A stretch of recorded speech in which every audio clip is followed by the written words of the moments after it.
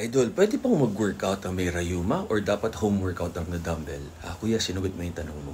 Kahit saan pwede tayo mag-home workout, lalo ka na may dumbbell pa. Sa gym may dumbbell din. Ang iiwasan mo lang may pain, tapos huwag mo masyado i-stress sarili mo. Tamang workout lang na 10 reps, proper form na na-hit yung muscle.